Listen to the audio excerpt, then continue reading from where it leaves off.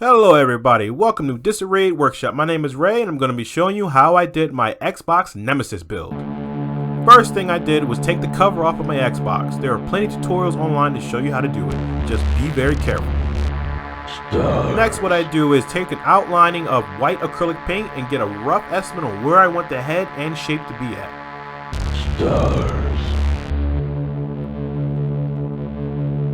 And this is just a simple white acrylic paint that will come off with water. Alright, next I use my epoxy sculpt, which is a two-part epoxy. You get an A part and a B part. You take two equal parts of it, mix it together, and apply it to your base. And eventually, within 24 hours, it will solidify. This is actually the first time that I've tried something like this, so it's kind of a trial and error thing. I would make different choices when it came to this, when it comes to prepping, but all in all, I think it turned out pretty great. So here what I'm doing is just getting the mouth feature done, which is a very prevalent part of Nemesis' character. I'm just building up the gum lines and the teeth.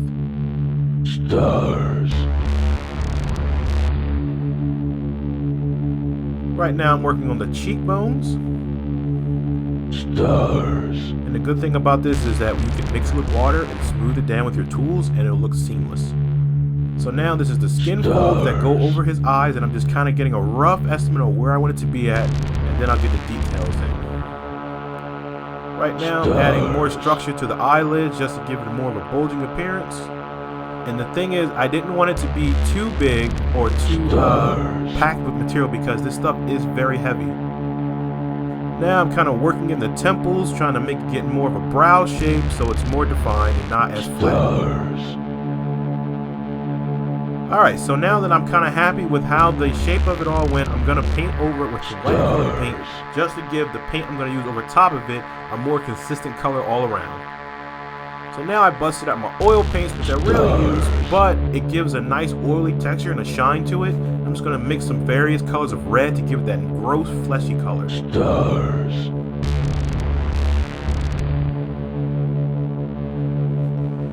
Alright, now I'm going to use some sand brown to give it the base color for the skin texture.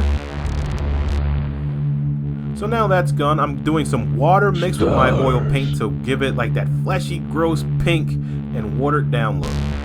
Now I'm going to add the staples, which is just more of the epoxy sculpt. And those staples are there to like more essentially keep his face together. Gonna add a little bit more detailing on the side as I reference my photo more.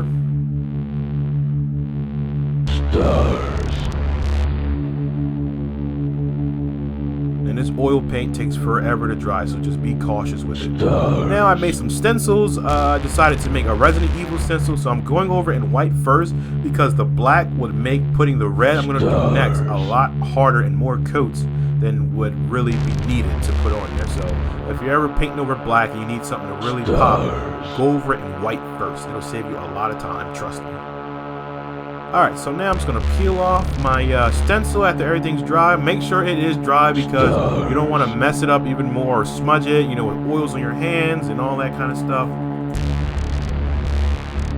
Alright, so I decided for the other side that I'm going to do an umbrella logo. I couldn't decide what I wanted to do on that side for the longest, but I figured this would be a good example of how Resident Evil's iconic logos are. I would say that it was pretty tricky to paint on that, but I think it all turned out good in the end.